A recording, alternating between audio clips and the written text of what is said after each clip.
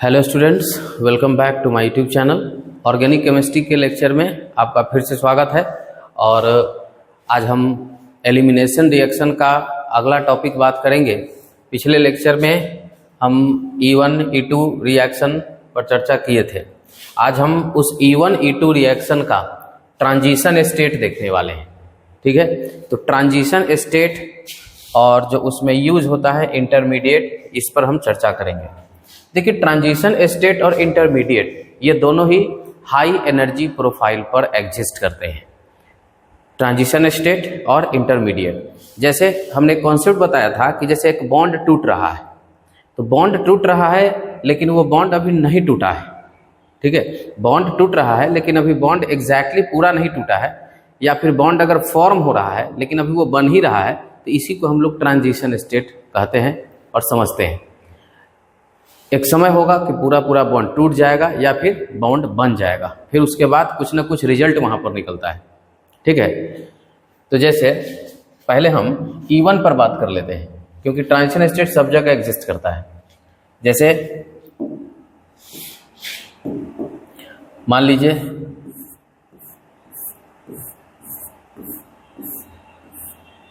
कोई अगर leaving group bromine consider कर लेते हैं, और ये कार्बन अल्फा हो जाएगा और ये कार्बन बीटा हो जाएगा, और बीटा पर हाइड्रोजन एटम होना चाहिए। चूंकि आप E1 E2 जो देख रही है बीटा एलिमिनेशन के टाइप है, तो इसमें बेस डालते हैं, या फिर पहले क्या होता है, एलिमिनेशन रिएक्शन 2 स्टेप में कंप्लीट होता है। अगर मैकेनिज्म याद हो तो हमने ये बता रखा है कि पहले क्या होता है कि अल्फा पर से लिविंग ग्रुप रिमूव हो जाते हैं।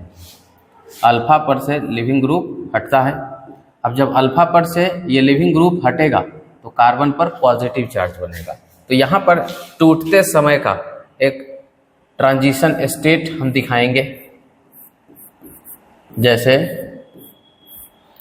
डॉटेड लाइन से दिखाते हैं कि ब्रोमीन जो एक लिविंग ग्रुप है यहाँ से हट रहा है लेकिन एग्जैक्टली अभी हटा नहीं है, तो इसको हम बोलेंगे ट्रांजिशन स्टेट फर्स्ट। तो एक ट्रांजिशन स्टेट तो यहाँ पर आता है, फिर उसके बाद स्टेप 2 में एक दूसरा ट्रांजिशन स्टेट डेवलप करेगा। स्टेप 2 में एक दूसरा ट्रांजिशन स्टेट एग्जिस्ट करेगा। देखिए, क्योंकि ये तो प्लस चार्ज बन जाता है और यहाँ पर H होता है, तो यहीं पर हाइड्रोजन का हटना और पाई बॉन्ड का बनना होने लगता है। तो उसका एक ट्रांजिशन स्टेट हम लोग इस तरह से दिखा पाएंगे कि यहाँ से हाइड्रोजन हट रहा था और यहाँ से पाई बॉन्ड बन रहा था। ठीक है, तो ये हो गया ट्रांजिशन स्टेट 2। तो 2 ट्रांजिशन स्टेट E1 रिएक्शन में एग्जिस्ट करते हैं। ठीक है, और इसके लिए आप एक ग्राफ प्लॉट कर सकते हैं पोटेंशियल एनर्जी के रिगार्डिंग। इस एक्सिस पर पोटेंशियल एनर्जी ले लेते हैं और इस एक्सिस पर प्रोग्रेस ऑफ रिएक्शन मान लेते हैं। तो ये है प्रोग्रेस ऑफ रिएक्शन,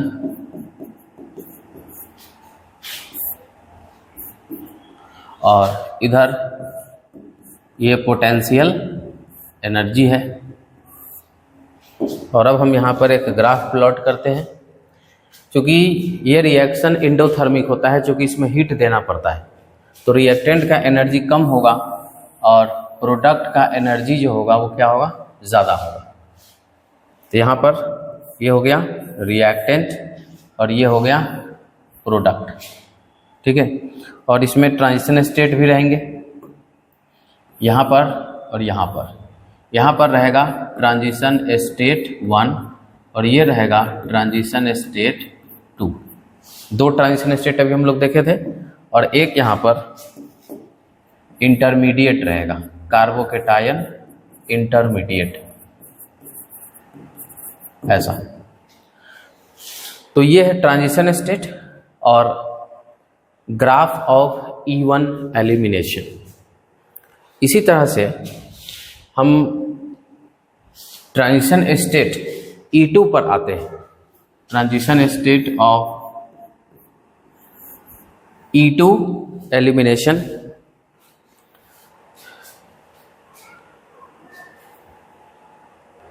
तो E2 एलिमिनेशन में क्या होता है कि ट्रांजिशन स्टेट दो तरह से एग्जिस्ट करता है। एक को कहते हैं सीन एलिमिनेशन और एक को कहते हैं एंटी एलिमिनेशन। सीन मतलब समझिएगा, सीन का मतलब होता है सेम साइड और एंटी का मतलब होता है अपोजिट साइड। सीन मतलब सेम साइड में दो जो डिपार्टिंग ग्रुप है। एलिमिनेशन में होता क्या है कि दो कार्बन होते हैं, दोनों कार्बन पर से डिपार्टिंग ग्रुप डिपार्ट कर जाते हैं, मतलब लिविंग ग्रुप अल्फा पर से हटता है और बीटा हाइड्रोजन बीटा कार्बन पर से हटता है और अल्फा और बीटा दोनों के बीच में क्या बन जाता है, पाई बॉन्ड बन जाता है।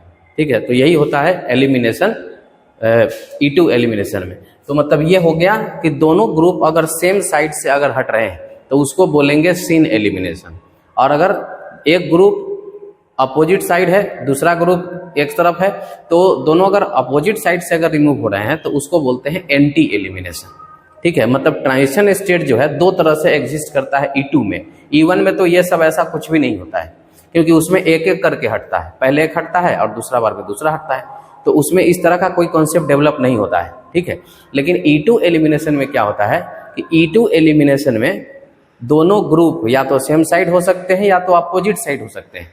अगर सेम साइड है और तब अगर दोनों ग्रुप हट रहे हैं तो उसको बोलते हैं सीन एलिमिनेशन, और अगर दोनों अपोजिट साइड है और तब ग्रुप अगर हट रहा है और पाई बन रहा है तो उसको बोलते हैं एंटी एलिमिनेशन। ठीक है, और एक और कॉन्सेप्ट इसमें है कि सीन एलिमिनेशन बहुत ही अनस्टेबल होता है क्योंकि उसमें रिपल्सन्स होते हैं और भी कई कारण है जो अभी आपको हम बताएंगे, और एंटी एलिमिनेशन जो होता है स्टेबल होता है, यानी कि आपको हमेशा कोशिश करना है कि जब भी E2 रिएक्शन अगर आप करवा रहे हैं, यानी E2 एलिमिनेशन अगर परफॉर्म हो रहा है, और हमने पिछले लेक्चर में ये भी बताया था कि हम कैसे पता करते हैं कि E1 रिएक्शन होगा कि E2 रिएक्शन होगा। तो E2 रिएक्शन और E1 देखने का बस सिंगल सा एक तरीका था कि जो स्ट्रॉन्ग बेस था, स्ट्रॉन्ग बेस, वो स्ट्रॉन्ग बेस ऐसे E2 रिएक्शन को करवाएगा और जो वीक बेस होगा वो E1 को करवाएगा। तो वहां से हम लोग पता कर लेते हैं कि E1 करेगा कि E2 करेगा। अब जब E2 करेगा, अगर हमको पता चल गया कि E2 करेगा तो E2 में अब हम ये पता करेंगे कि सिन से होगा कि एंटी से होगा। अब ये कैसे पता, ये पता नहीं करना है, ये करवाना होता है। देखिए, हमेशा कोशिश करना है कि अगर E2 एलिमिनेशन हो रहा है तो एंटी एलिमिनेशन हो। ठीक है, एंटी एलिमिनेशन हो, नहीं अगर पॉसिबल नहीं है कि भाई किसी भी तरह से एंटी एलिमिनेशन नहीं हो सकता है तो फिर सीन एलिमिनेशन होना चाहिए। क्या होना चाहिए? सीन एलिमिनेशन होना चाहिए। एंटी ना होगा तब, ऐसे तो एंटी ही करवाना है आपको, लेकिन अगर किसी तरीका से एंटी नहीं हो पा रहा है, कुछ ऐसे रीजंस वहां पर है कि एंटी नहीं हो पा रहा है, तो आप मजबूरी में क्या करेंगे, सीन एलिमिनेशन करते हैं। ठीक है, तो वही चीज यहाँ पर हम बात करेंगे कि transition state of E2 elimination. अब अगर हम E2 की बात करें तो there are two types of E2 elimination.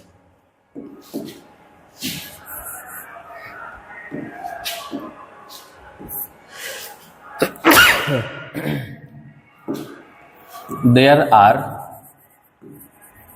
To types of E2 elimination. दो तरह के E2 एलिमिनेशन होंगे। एक को बोलते हैं सीन एलिमिनेशन, सीन एलिमिनेशन, और एक को बोलेंगे एंटी एलिमिनेशन, एक को बोलेंगे एंटी एलिमिनेशन। तो सीन एलिमिनेशन और एंटी एलिमिनेशन, ये दो तरह के ट्रांजिशन स्टेट मतलब बनते हैं। एक का नाम है सीन एलिमिनेशन, एक का नाम है एंटी एलिमिनेशन। अब यहाँ पर हम छोटा सा एक रफली आइडिया आपको देते हैं सीन का और एंटी का। ठीक है, देखिए सीन में क्या होगा कि दोनों डिपार्टिंग ग्रुप सेम साइड से रिमूव होंगे। जैसे मान लीजिए यहाँ से लिविंग ग्रुप ये है और ये अल्फा कार्बन हो गया, और इधर बीटा कार्बन पर से, इसको अगर हम बीटा कार्बन नाम दे दें, बीटा कार्बन पर हाइड्रोजन है। तो देखिए both departing group on same side, और तब यहाँ पर क्या होगा, पाई बॉन्ड बनेगा। तो इस तरह के जो आपको एलिमिनेशंस होते हैं इसको बोलते हैं सीन एलिमिनेशन। ठीक है, और अगर यही दोनों अपोजिट साइड में होता है, जैसे इसमें हम दिखाते हैं,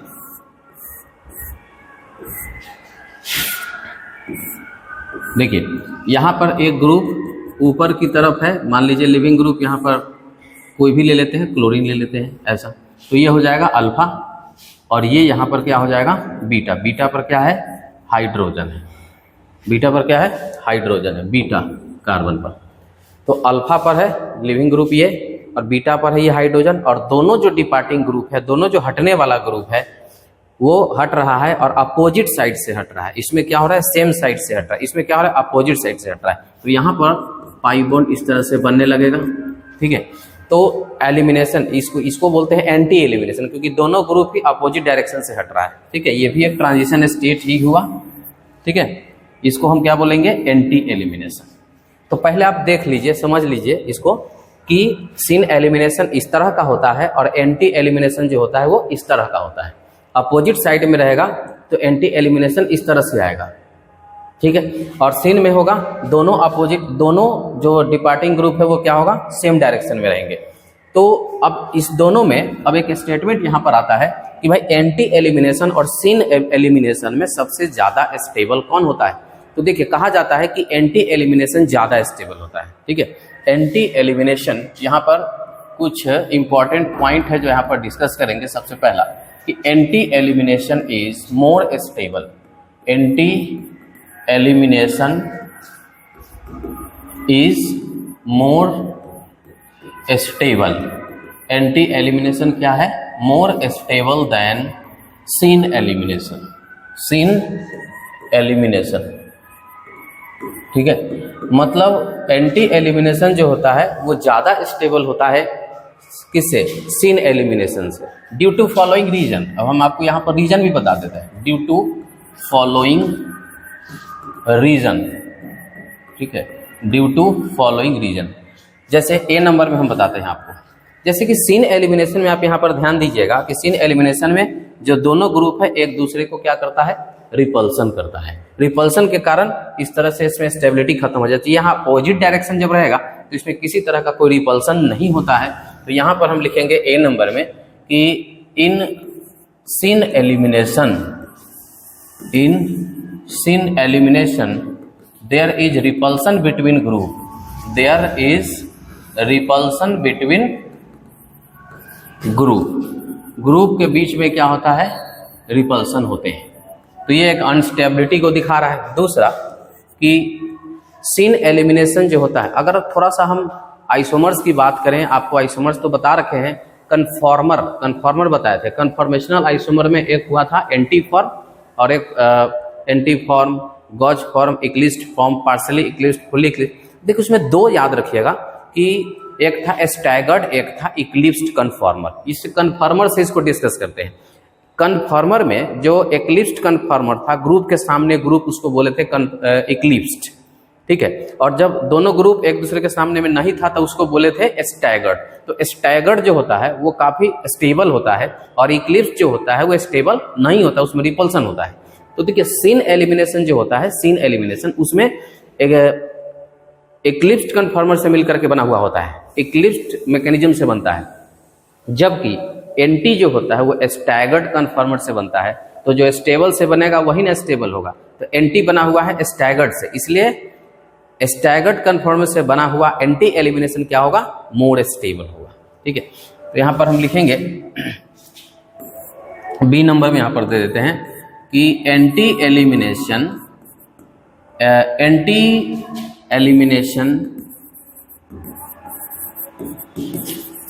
undergoes through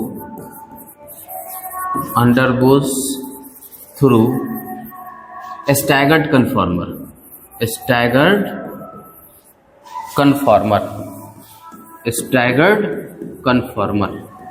while sin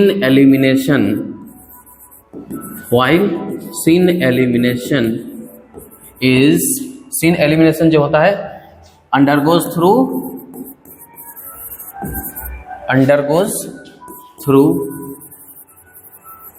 eclipsed conformer, ठीक है। तो एंटी एलिमिनेशन जो होता है वो स्टैगर्ड कन्फॉर्मर से मिलकर के बनता है, स्टैगर्ड कन्फॉर्मर से डेवलप होता है तो वो स्टेबल होता है। जबकि सिन एलिमिनेशन जो होता है इसमें इक्लिप्स्ड कन्फॉर्मर बनता है, इसलिए सिन एलिमिनेशन अनस्टेबल होता है। एक और यहाँ पर हम बात लिखेंगे कि एंटी एलिमिनेशन में पाई बॉन्डिंग का कंस्टिट्यूशन जो है, पाई बॉन्ड बनने का बहुत इजी बनता है उसमें, जबकि सिन वाले में रिपल्सन के कारण पाई बॉन्ड बहुत अच्छा नहीं बन पाता है। ठीक है, in anti elimination there is better pi bonding constitution, there is better pi bonding constitution. ठीक है, देन सिन एलिमिनेशन, तो आप इसको नोट कर लीजिए, ये एक बहुत अच्छा थ्योरी है जानने के लिए। सिन एलिमिनेशन में क्या होता है, बहुत अच्छा पाई बॉन्डिंग बनता नहीं है, जबकि एंटी एलिमिनेशन में अच्छे से उसको बन पाता है पाई बॉन्डिंग। तो इन सब कारणों से हम हमेशा ये कहते हैं कि anti elimination is far better than syn elimination. कभी भी अगर आपको करना हो तो आप एंटी एलिमिनेशन ही करेंगे, आप सिन एलिमिनेशन कभी नहीं करेंगे। क्यों? अभी आपको ये सामने पूरा रीजन लिखा हुआ है कि सिन एलिमिनेशन नहीं करना है। ठीक है, जैसे मान लीजिए कि एक छोटा सा एग्जांपल रफली यहाँ पर हम बताते हैं कि जैसे यहाँ पर एलिमिनेशन अगर होना है, ठीक है, यहाँ पर Cl है, यहाँ पर H है, यहाँ पर CH3 मान लेते हैं, यहाँ पर pH मान लेते हैं, और हमें यहाँ पर क्या करना है, एलिमिनेशन। मान लीजिए ऐसा एलिमिनेशन हुआ। अब देखिए ध्यान दीजिए, यहाँ पर जो लिविंग ग्रुप है, लिविंग ग्रुप ये अल्फा हो गया, और इधर बीटा पर एक हाइड्रोजन है, बीटा पर एक हाइड्रोजन है, तो ये दोनों सेम साइड है। तो अब ये क्या करेगा, रोटेशन करेगा, क्योंकि मना है, सिन एलिमिनेशन करना मना है। ठीक है, एंटी एलिमिनेशन ही होना चाहिए। तो पहले ये मॉलिक्यूल रोटेट करेगा, घूम जाएगा, पहले ये एक ऐसे कॉन्फ़िगरेशन में चला जाएगा ताकि ये एंटी एलिमिनेशन कर सके। तो ये पहले रोटेट होकर के और ये इस तरह का कॉन्फ़िगरेशन बना लेगा।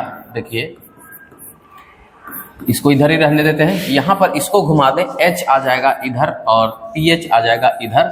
अब देखिए यहाँ पर ये लिविंग ग्रुप है और यहाँ पर ये हाइड्रोजन है, दोनों डिपार्टिंग ग्रुप क्या हो गया, अपोजिट डायरेक्शन में हो गया। अब ये करेगा क्या, एंटी एलिमिनेशन। अब ये क्या करेगा, एंटी एलिमिनेशन, और लास्ट में फिर पाई बॉन्ड बना लेगा, CH3 CH double bond CH PH। यानी कि ये जो एलिमिनेशन प्रोडक्ट जो यहाँ पर बना हुआ है ये एंटी एलिमिनेशन से बना है। ठीक है, लेकिन तो यहाँ पर तो सिंगल बॉन्ड है तो रोटेशन आराम से कर सकता है। मान लीजिए अगर कहीं पर ऐसा सिचुएशन होता, मान लीजिए ये डबल बॉन्ड हम लगा देते हैं ऐसा, और यहाँ पर H है और यहाँ पर Cl है, यहाँ पर CH3 मान लेते हैं, यहाँ पर PH मान लेते हैं। अब यहाँ पर हाइड्रोजन बीटा हाइड्रोजन है और यहाँ पर क्या है, लिविंग ग्रुप है, ये है अल्फा कार्बन और ये क्या है, बीटा कार्बन। तो अल्फा कार्बन पर लिविंग ग्रुप, अब बीटा कार्बन पर यहाँ हाइड्रोजन है, और दोनों जो हटने वाला ग्रुप है वो सेम साइड में है। अब आप कहिएगा जैसे उसमें हम रोटेट कर दिए थे, इस तरह से एक सिंबल दिखाए थे ऐसा रोटेशन के, तो कहेंगे इसमें रोटेशन नहीं होगा। आप जानते हैं पाई बॉन्ड के अबाउट जो रोटेशन होता है वो क्या होता है, रिस्ट्रिक्टेड होता है, नहीं होता है। पाई बॉन्ड के अबाउट रोटेशन नहीं होगा। अब तो ये रोटेट कर ही नहीं सकता है। अब यहाँ पर आपकी मजबूरी है कि ये रोटेट करके अपोजिट डायरेक्शन में नहीं जा सकता है, इस कारण से यहाँ पर ये अब सिन एलिमिनेशन ही कर पाएगा, एंटी एलिमिनेशन नहीं कर पाएगा। ठीक है, क्योंकि कोई उपाय ही नहीं है यहाँ पर। तो अगर आप इसका एलिमिनेशन कराते हैं, प्रोडक्ट तो वही होता है, बस CH डबल बॉन्ड और सॉरी डबल बॉन्ड नहीं होगा यहाँ से, तो ये ट्रिपल बॉन्ड बनाएगा। डबल बॉन्ड पहले से है, एक और बॉन्ड आएगा, ट्रिपल बॉन्ड बनेगा। तो इसमें क्या हुआ है, सिन एलिमिनेशन हुआ है, क्योंकि ये एंटी कर ही नहीं सकता था, रोटेशन हो नहीं पाया इसमें। ठीक है, तो यही है सिन एलिमिनेशन और एंटी एलिमिनेशन। तो E2 एलिमिनेशन में ध्यान रहे, अगर E2 एलिमिनेशन हो रहा है तो हमेशा प्रयास करना है कि आपको एंटी एलिमिनेशन करें, कभी भी सिन एलिमिनेशन नहीं करें। जैसे कुछ क्वेश्चंस अगर यहाँ पर देखें, पहले से है इस क्वेश्चन में, स्ट्रॉन्ग बेस E2 कराता है, वीक बेस E1 कराता है। यहाँ पर स्ट्रॉन्ग बेस है, आप देख सकते हैं, और चूंकि हमको यहाँ पर सिन और एंटी वाला केस लेना है तो हम स्ट्रॉन्ग ही लेंगे, और इसमें कोई ऐसा नहीं आएगा कि E1 वाला केस रहेगा। अब जैसे इसको हमको करना है, तो वेज रिप्रेजेंटेशन आपको पता है, यहाँ पर सॉलिड लाइन पर ब्रोमीन है, इसका मतलब आपको कुछ कुछ चीज यहाँ पर मेंशन करना होगा कि यहाँ का हाइड्रोजन जो होगा वो क्या होगा, डैश लाइन पर होगा, और यहाँ का भी हाइड्रोजन जो होगा वो क्या हो जाएगा, डैश लाइन पर, ब्रोकन लाइन हम इसको कहते हैं। इसको क्या बोलते हैं? ब्रोकन लाइन, इसको बोलते हैं सॉलिड लाइन। ठीक है, और यहाँ पर कुछ नहीं है तो आप यहाँ पर CH3 लिख सकते हैं, नहीं भी लिखेंगे फिर भी वो CH3 होगा। अब चलिए पहले तो आप अल्फा और बीटा पता कीजिए, कौन है अल्फा कौन है बीटा। तो यहाँ जो ब्रोमीन आप देख रहे हैं, ये ब्रोमीन क्या है? लिविंग ग्रुप है। इससे जो कार्बन लगा हुआ है वो क्या है? अल्फा। अल्फा के बगल में ये कार्बन क्या है? बीटा। ठीक है, अच्छा बीटा तो इधर भी है, बीटा यहाँ पर देखिए, यहाँ पर भी क्या होगा? यहाँ पर भी दो तरह का हाइड्रोजन होगा। ठीक है, एक होगा ब्रोकन लाइन पर और एक होगा सॉलिड लाइन पर, इस तरह से होगा। तो ये भी कार्बन क्या है? बीटा है। आप दोनों तरफ से सोच सकते हैं, यहाँ पर CH3 था तो हमने उधर सोच रखा है, क्योंकि स्टेबल अल्कीन बनेगा। इस पर भी हम बाद में बात करेंगे कि ओरिएंटेशन नाम का एक चीज आएगा। तो देखिए यहाँ पर होता क्या है एलिमिनेशन में, अल्फा पर से लिविंग ग्रुप हटाते हैं और बीटा पर से हाइड्रोजन हटाते हैं, दोनों के बीच में पाई बॉन्ड बनाते हैं। ठीक है, अब देखिए यहाँ लिविंग ग्रुप सॉलिड लाइन पर है और यहाँ पर जो हाइड्रोजन है वो क्या है? ब्रोकन लाइन पर है। तो ये दोनों एक दूसरे का अपोजिट होता है, 90 डिग्री एंगल पर होता है, यानी कि सॉलिड लाइन जो होता है ये ब्रोकन लाइन के उल्टा होता है, अपोजिट होता है। मतलब यहाँ से इस बीटा हाइड्रोजन को आप देख लीजिए, आप उससे हटा सकते हैं, तो यहाँ पर क्या बन जाएगा? Pi bond. तो देखिए यहाँ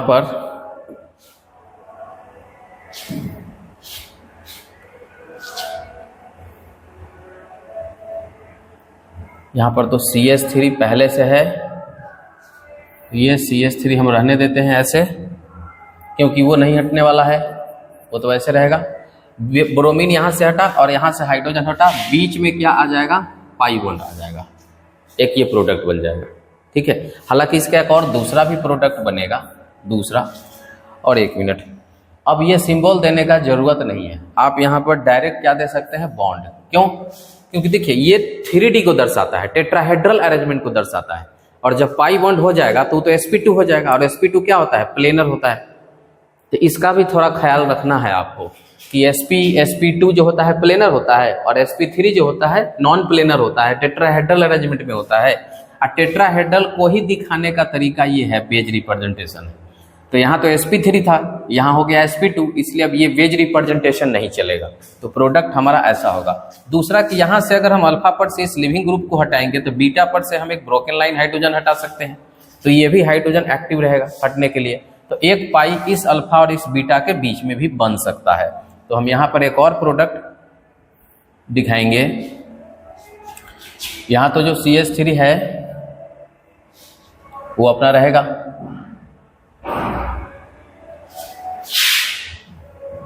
अब इसको हम वेज दिखाएंगे। क्यों दिखाएंगे वेज? वेज इसलिए दिखाएंगे कि यहाँ पर, क्योंकि यहाँ पर जब sp2 नहीं रहेगा तब आपको वेज दिखाना पड़ेगा। ठीक है, ये CH3 है और यहाँ पर ब्रोकन लाइन इस तरह से है, हाइड्रोजन, और पाई बॉन्ड अब यहाँ और यहाँ इसके बीच में ऐसे बन जाएगा। दो प्रोडक्ट यहाँ पर बना है, आप देख सकते हैं। लेकिन ये प्रोडक्ट जो होगा ये क्या होगा? मेजर प्रोडक्ट होगा, और ये प्रोडक्ट जो होगा ये क्या होगा? माइनर प्रोडक्ट होगा। अल्कीन बनाने के लिए आप ध्यान रखिएगा कि बस अल्फा पर से लिविंग ग्रुप हटाना है, बीटा पर से हाइड्रोजन हटाना है, और अल्फा बीटा के बीच में पाई बॉन्ड बना देना है। तो देखिए वही काम किए हैं। यहाँ पर ये क्या है? अल्फा, और यहाँ पर ये है बीटा, यहाँ पर ये है बीटा।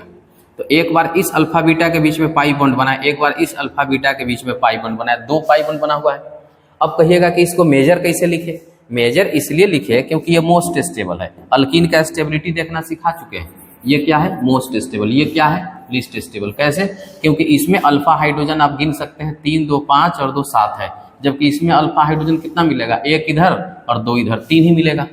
तो इसमें अल्फा हाइड्रोजन ज्यादा है, इसमें अल्फा हाइड्रोजन कम है, इसलिए मोस्ट स्टेबल है या लीस्ट स्टेबल है। जो मोस्ट स्टेबल होगा वो क्या होगा? मेजर प्रोडक्ट, और जो लीस्ट स्टेबल होगा वो क्या होगा? Minor product.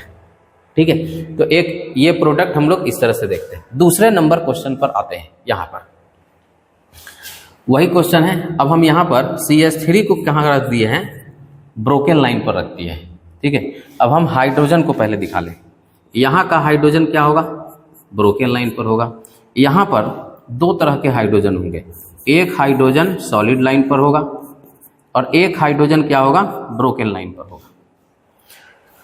अब आप अल्फा बीटा दर्शाइए, क्योंकि अल्कीन अगर बनाना है तो आपको अल्फा बीटा पता होना चाहिए। ये रहा लिविंग ग्रुप, तो लिविंग ग्रुप जिस कार्बन से लगा हुआ है वो कार्बन होगा अल्फा, और इधर ये कार्बन क्या हो जाएगा, बीटा। इधर ये भी कार्बन क्या हो जाएगा, बीटा। एक और चीज़ दर्शा देते हैं, यहाँ का जो हाइड्रोजन होगा वो सॉलिड लाइन पर होगा।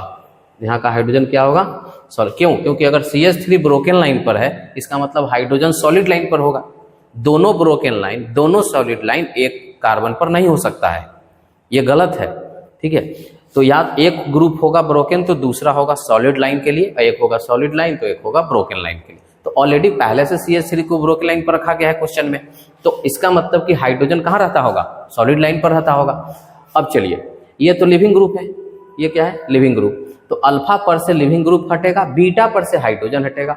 अब हाइड्रोजन दो है, एक इधर भी बीटा हाइड्रोजन है और एक यहाँ पर बीटा हाइड्रोजन है। एक बार यहाँ और यहाँ हटा करके पाई बॉन्ड बनाएंगे, एक बार यहाँ और यहाँ हटा के पाई बॉन्ड बनाएंगे। दो प्रोडक्ट जैसे उसमें बना था, दो प्रोडक्ट जैसे उसमें बना था। लेकिन अब देखिए, यहाँ पर ब्रोमीन और हाइड्रोजन सेम डायरेक्शन में है, ये भी बोल्ड लाइन पर है, ये भी बोल्ड लाइन पर है, दोनों ही सेम डायरेक्शन में है। तो यहाँ पर पाई बॉन्ड अगर बनाएंगे तो अनस्टेबल होगा और सिन एलिमिनेशन कर लेगा, तो सिन एलिमिनेशन तो नहीं करना है। तो इसीलिए अगर आप यहाँ से प्रोडक्ट बनाते हैं तो वो क्या हो जाएगा, लीस्ट स्टेबल। क्यों? क्योंकि वो सिन एलिमिनेशन कर रहा है। अब वहाँ अल्फा हाइड्रोजन नहीं देखेंगे। यहाँ देखिए क्या होगा, यहाँ पर ब्रोमीन है सॉलिड लाइन पर, तो यहाँ हाइड्रोजन एक है ब्रोकेन लाइन पर, मतलब दोनों ग्रुप अपोजिट डायरेक्शन में है, तो एंटी एलिमिनेशन परफॉर्म कर सकता है। ठीक है, करेगा ही। तो यहाँ जो पाई बनेगा वो एंटी एलिमिनेशन से बनेगा, इसलिए ये हो जाएगा मेजर प्रोडक्ट। अगर इसका हम प्रोडक्ट लिखते हैं इस तरह से,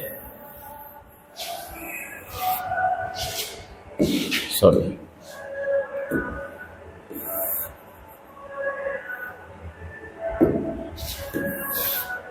दो प्रोडक्ट, यहाँ पर भी मेजर और माइनर चलेगा, इसलिए हमने बना रखा है। अब देखिए, यहाँ पर जो CH3 है, वहाँ पर अगर आप इस तरह से पाई बनाते हैं और यहाँ पर यह CH3 तो जैसे है वैसे रहेगा, और एक बार क्या होगा कि यहाँ पर CH3 रहेगा लेकिन यहाँ पर पाई बॉन्ड होगा। ठीक है, दो प्रोडक्ट बनेगा, लेकिन अंतर क्या होगा, इसमें ये हो जाएगा माइनर। ये माइनर क्यों हो जाएगा? क्योंकि प्रोडक्ट का स्टेबिलिटी नहीं देखना है, ये देखना है एंटी एलिमिनेशन हो रहा है due to, sorry, syn elimination हो रहा है ड्यू टू सिन एलिमिनेशन। ये नहीं हो पाएगा। सिन एलिमिनेशन के कारण जो प्रोडक्ट बनता है अनस्टेबल होता है। और यहाँ देखिए, ये होगा मेजर। ये मेजर क्यों होगा? Due to anti elimination, due to anti elimination. ठीक है, तो इस तरह से आप क्वेश्चन के डायरेक्शन को चेक कर सकते हैं। यहां पर पूछ रहा है फाइंड रेट ऑफ रिएक्शन। देखिए, यहाँ पर आयोडीन है, यहाँ पर क्लोरीन है, यहाँ पर ब्रोमीन है। आप जानते हैं रेट जो पर डिपेंड करता है वो कार्बोकेटायन के स्टेबिलिटी पर डिपेंड करता है। यहाँ पर प्लस चार्ज आएगा, यहाँ पर प्लस चार्ज आएगा, यहाँ पर प्लस चार्ज आएगा। इसमें होगा मैक्सिमम रेजोनेंस। इसमें क्या होगा? Maximum resonance. इसमें होगा नो रेजोनेंस, इसमें रेजोनेंस ही नहीं होगा। और इसमें होगा मिनिमम रेजोनेंस, एक पाई बॉन्ड है, मिनिमम रेजोनेंस। अब आप ही बताइए, इसका स्टेबिलिटी सबसे ज़्यादा रहेगा, इसलिए उसका रिएक्टिविटी भी ज़्यादा रहेगा। उसके बाद इसमें फर्स्ट का सबसे पीछे किसका रहेगा? थर्ड का रहेगा। तो इस तरह का क्वेश्चन को आप देख सकते हैं। इसके बाद है कि इस क्वेश्चन में भी दिखाया गया है कि NaNH2, अब यहाँ से जो बेस निकलेगा, ध्यान रखिएगा, NH2 माइनस आएगा, जबकि यहाँ से जो बेस निकलेगा वो OH माइनस आएगा। अब बताइए NH2 माइनस में से OH माइनस में से बहुत अच्छा बेस कौन सा है? तो बेसिसिटी जो होता है, बेसिसिटी NH2 माइनस का ज़्यादा होता है, बता चुके हैं, OH माइनस से। NH2 माइनस SN2 रिएक्शन को फास्टली करवाएगा, किसके तुलना में? OH माइनस की तुलना में, क्योंकि OH माइनस से बहुत अच्छा बेस NH2 माइनस है। इसलिए NH2 माइनस जिसमें है, इसका रिएक्टिविटी क्या हो जाएगा? ज़्यादा हो जाएगा। तो R2 यानी R2 इसका रेट ज्यादा होगा किससे, R1 के तुलना में, यानी R2 ग्रेटर देन R1। तो R2 greater than R1 option C में देखने को मिल रहा है। तो इस तरह के क्वेश्चन को आप बना सकते हैं। दूसरा क्वेश्चन देखते हैं। इसमें पूछा है कि कितने प्रोडक्ट हो सकते हैं, इसमें कितने प्रोडक्ट हो सकते हैं। अब देखिए यहां पर तो लिविंग ग्रुप है, ये क्लोरीन क्या है, लिविंग ग्रुप है, और लिविंग ग्रुप कहां पर है, बोल्ड लाइन पर है। इसका मतलब कि यहां पर हाइड्रोजन जो होंगे वो ब्रोकन पर होंगे। तो ये हो गया क्या, अल्फा कार्बन। अब बीटा यहां है, देखिए बीटा यहां पर है, तो एक हाइड्रोजन ब्रोकन पर, और इधर भी सेम सिचुएशन रहेगा, एक हाइड्रोजन ब्रोकन पर, एक ऐसा। तो देखिए आप देख सकते हैं यहां पर एक बार इधर पाई बना सकते हैं, एक बार इधर पाई बना सकते हैं। चलिए बनाते हैं।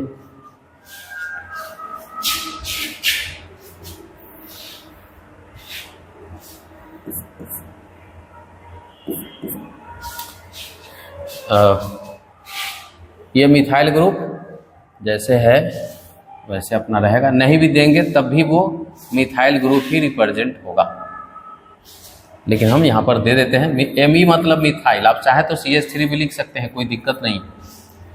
अब एक बार पाई, चूंकि ये बीटा है और एक बार इधर बीटा, एक बार इस अल्फा बीटा के बीच में पाई बॉन्ड, एक बार इस अल्फा बीटा के बीच में पाई बॉन्ड। तो एक बार पाई बॉन्ड बनेगा यहाँ पर और एक बार पाई बॉन्ड बनेगा यहाँ पर, ठीक है। अब यहाँ पर स्टीरियोकेमिस्ट्री डिस्कस करना पड़ेगा आपको कि ये दोनों आपस में इनेंशियोमर हैं। ये दोनों आपस में क्या है, इनेंशियोमर। इनेंशियोमर मतलब आप समझते हैं, ये दोनों एक दूसरे के मिरर इमेज है, ठीक है, non super imposable mirror image है। तो अगर इस तरह से लगाएंगे तो नॉन सुपर इमेज आपको दिखेगा। तो इसीलिए ये दोनों सेम कंपाउंड नहीं है, स्टीरियोकेमिकली ये डिफरेंट कंपाउंड है। स्टीरियोकेमिस्ट्री के हिसाब से ये दोनों सेम नहीं है, तो इसलिए इसमें इससे ज्यादा और कोई कंपाउंड नहीं हो सकता है। तो यहाँ पर पूछा है कि how many product are obtained in this reaction, तो बोलेंगे कि देयर आर 2 प्रोडक्ट, 2 प्रोडक्ट यहाँ पर पॉसिबल है, जो यहाँ पर आपको लिखा हुआ है, ठीक है। एक आध क्वेश्चन और देख लेते हैं। अच्छा, ये क्वेश्चन देखिए, राइट द एलिमिनेशन प्रोडक्ट। ये बहुत सिंपल सा क्वेश्चन है। जैसे देखिए यहाँ पर आप मानिए कि ये क्या है, लिविंग ग्रुप। लिविंग ग्रुप से जो कार्बन हो गया वो हो गया अल्फा, और यहाँ पर क्या है, बीटा हाइड्रोजन। क्यों, क्योंकि यहाँ पर ये इसको हम बोलते हैं बीटा। अब सिंपल सा बात है, यहाँ से कि अल्फा पर से ही हटेगा, बीटा पर से ही हटेगा, दोनों के बीच में बनेगा क्या, पाई बॉन्ड। लेकिन जब पाई बॉन्ड बनेगा तो जो अल्कीन आएगा उसमें सवाल उठता है कि वो सिस बनाए कि ट्रांस बनाए। यहाँ पर एक टेक्निक यहाँ पर यूज करेंगे। टेक्निक क्या है कि अगर दोनों सेम साइड से हटने वाला है तो ट्रांस बनाइएगा। दोनों हटेगा सेम साइड से तो बनाना है ट्रांस, अगर हटेगा अपोजिट साइड से तो बनाएंगे सिस। डायरेक्ट टेक्निकली, चूंकि अब तो कन्फर्मर एनालिसिस तो यहाँ पर नहीं करेंगे, बहुत लंबा चौड़ा होगा, तो इसीलिए क्या करते हैं कि यहाँ से एक बात ही हम लोग इस तरह से लिख लेते हैं कि लिविंग ग्रुप अगर और बीटा हाइड्रोजन हटने वाला एक ही तरफ से अगर है तो आपको जो अल्कीन बनेगा, अल्कीन तो बनेगा लेकिन वो अल्कीन कैसा रहेगा, ट्रांस रहेगा। और अगर अपोजिट डायरेक्शन में रहेगा तो वो क्या बना देना है, सिस। तो यहाँ पर दोनों कार्बन के बीच में आप क्या बना दीजिए, डबल बॉन्ड, ठीक है। और ध्यान रखना है कि 2 ग्रुप बचेगा CH3C2H5, यहाँ भी बचेगा CH3C2H5। तो बनाना क्या है, ट्रांस बनाना है, तो ट्रांस बनाएंगे, अपोजिट साइड में कर देंगे CH3C2H5 को भी, ठीक है। तो ये क्या हो जाएगा, ट्रांस। और यहाँ पर इसको याद ही कर लीजिएगा कि if group remove from same side then trans isomer, trans product is formed या ट्रांस अल्कीन इज फॉर्म्ड। तो ये ध्यान रखना है।